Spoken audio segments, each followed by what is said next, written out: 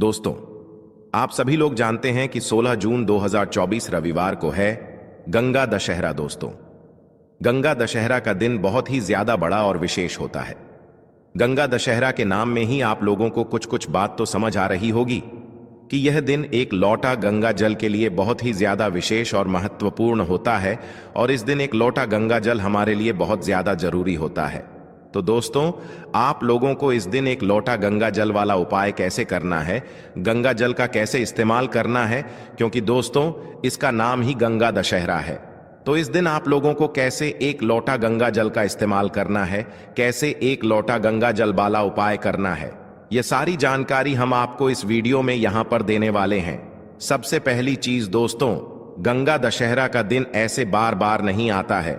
मौका जब आपको मिलता है तो उस मौके को आपको अपने हाथ से नहीं जाने देना चाहिए और इस गंगा दशहरा का आपको लाभ जरूर उठाना चाहिए।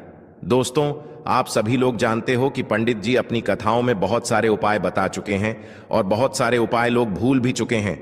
पर दोस्तों, जो उपाय आप लोग भूल चुके हो, उन उपायों का फल आज भी लोगों को मिलता है जब लोग उन उपायों को करते हैं। ठीक है, उसी तरीके से दोस्तों, गंगा दशहरा का जो दिन होता है, यह दिन भी साल में सिर्फ एक बार आता है और जब एक बार आता है तो एक बार आए हुए उस दिन पर जब आप लोग कोई एक विशेष उपाय करते हो तो एक लोटा गंगा जल वाला उपाय का जो फल है वो आपको बहुत ही जल्दी और बहुत बड़ा होकर मिलता है।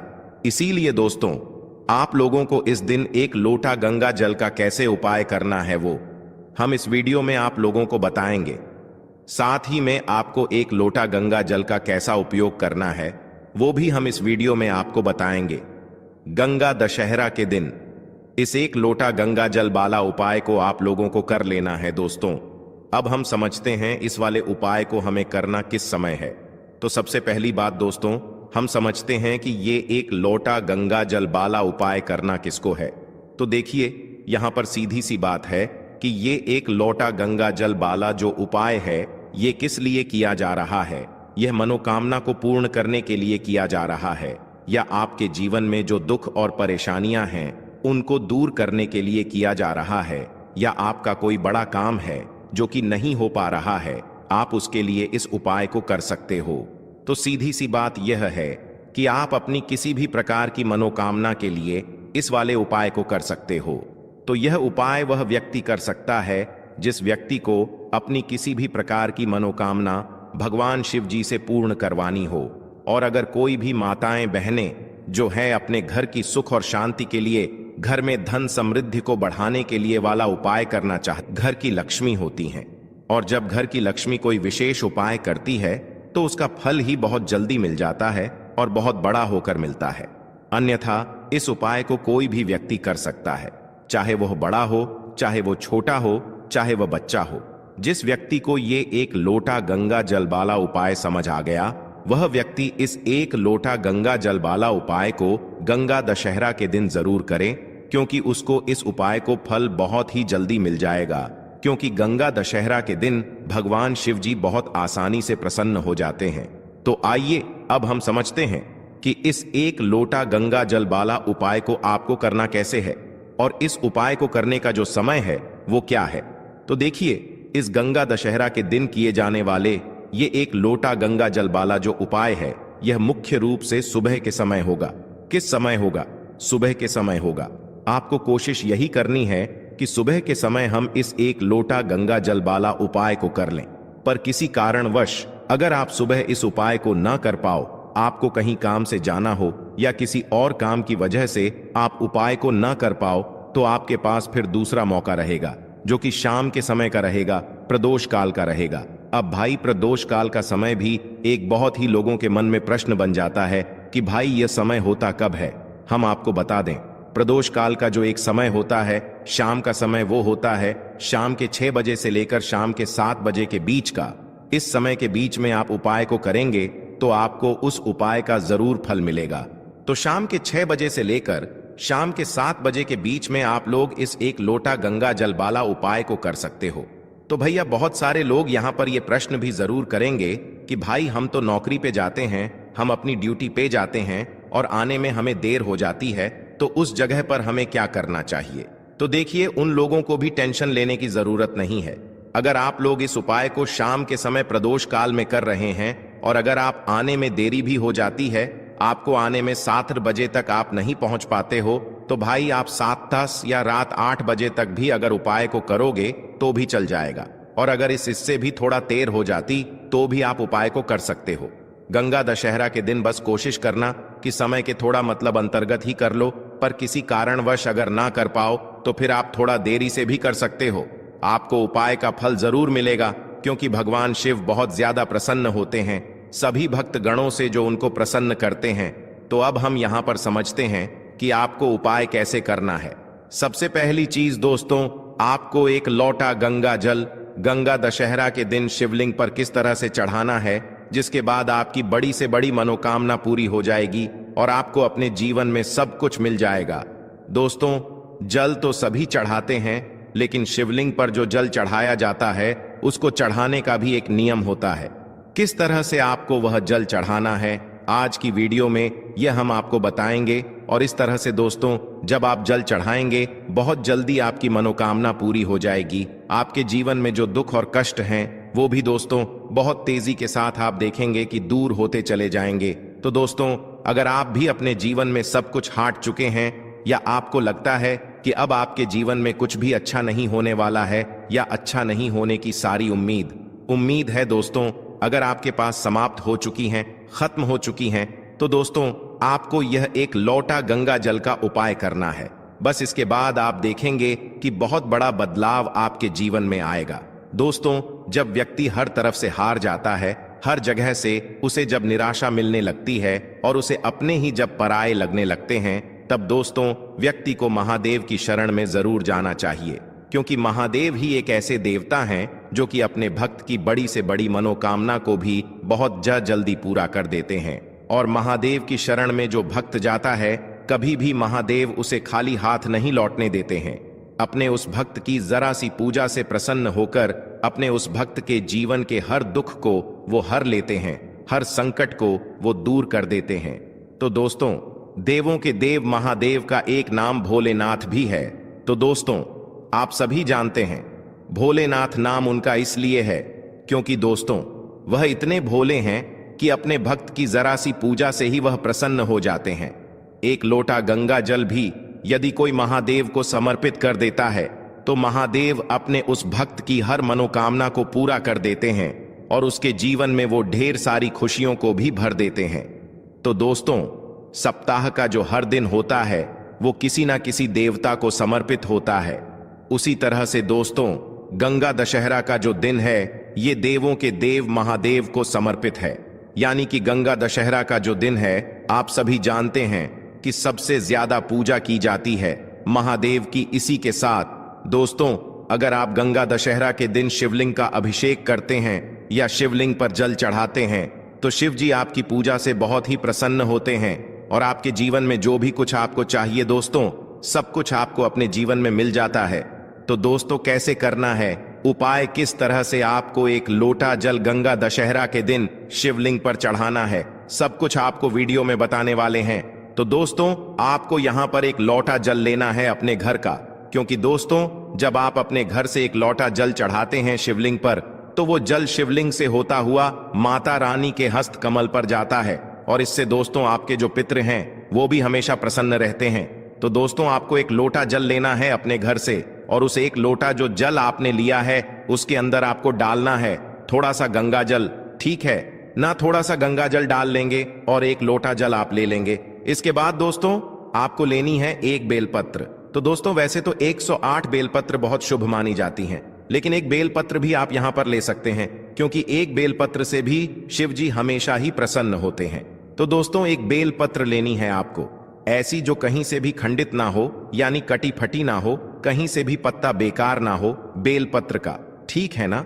और डंडी के साथ ही दोस्तों आपको बेलपत्र अपने साथ लेकर के जानी है।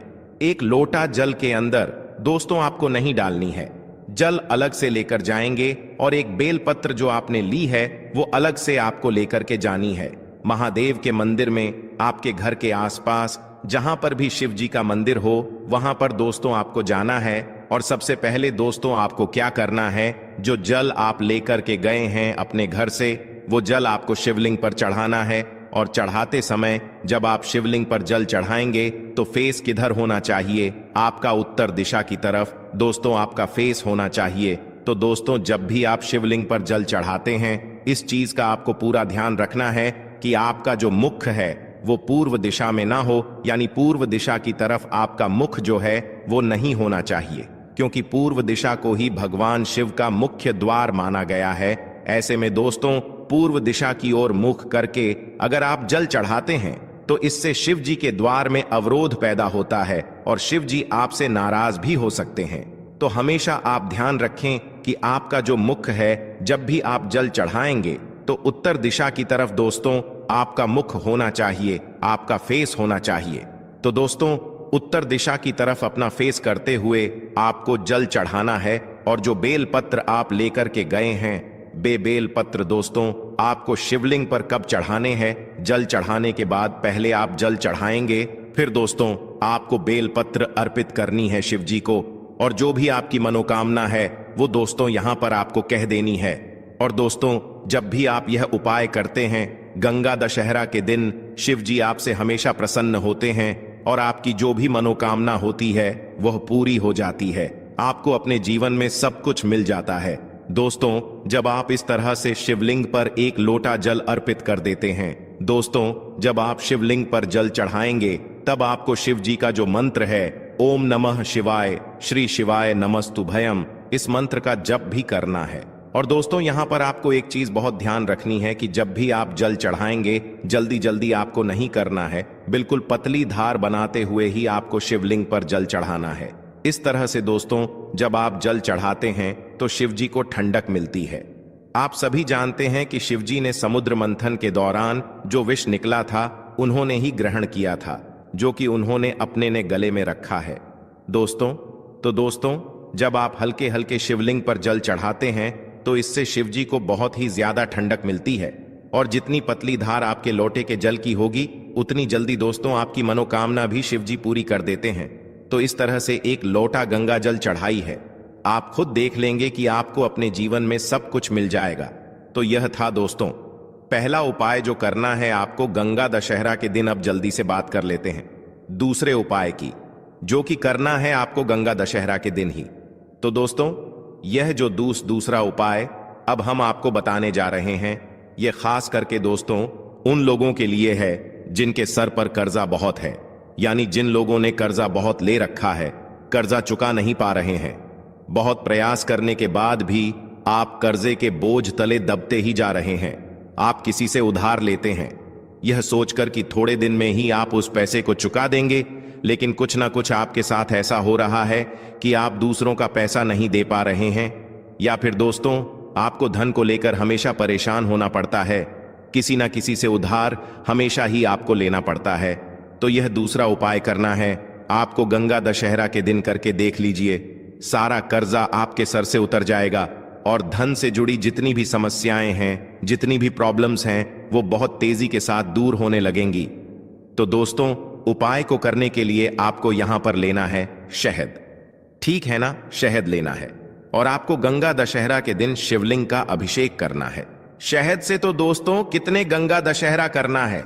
यह उपाय आपको कम से कम 5 गंगा दशहरा करना है, करके देख लीजिए जी। आप देखेंगे कि जब आप शहद से शिवलिंग का अभिषेक करेंगे तो आपके जीवन में जो कर्जे से जुड़ी समस्याएं हैं वह दूर हो जाएंगी और इसी के साथ दोस्तों धन वृद्धि आपके जीवन में बहुत तेजी के साथ होगी और जितना भी कर्जा आपके सर पे है वह भी दोस्तों बहुत तेजी के साथ उतरने लगेगा।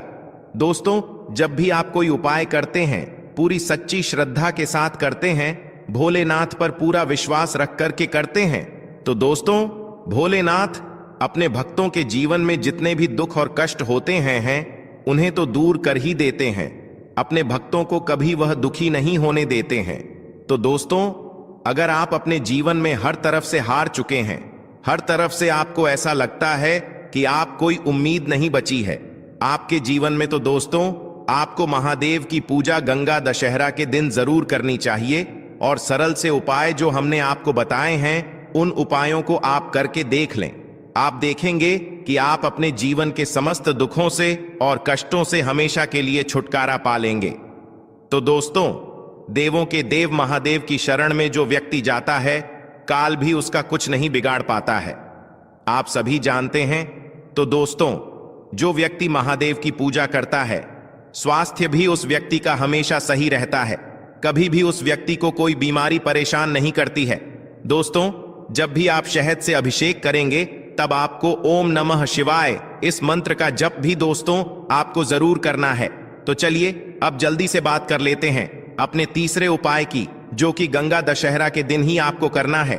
और ये जो तीसरा उपाय आपको बताने जा रहे हैं, इस उपाय को करने से मां लक्ष्मी की कृपा आपके घर परिवार पर सदैव बनी रहती है। और देखिए, मां की जो कि गंगा दशहरा के दिन ही आपको करना है। और ये जो तीसरा उपाय आपको बताने जा रहे हैं, इस उपाय को करने से मां लक्ष्मी की कृपा आपके घर परिवार पर सदैव बनी रहती है। और देखिए, मां लक्ष्मी की कृपा जब सदैव बनी रहेगी, तो कभी भी आपको अपने जीवन में धन की कमी का सामना नहीं करना पड़ेगा।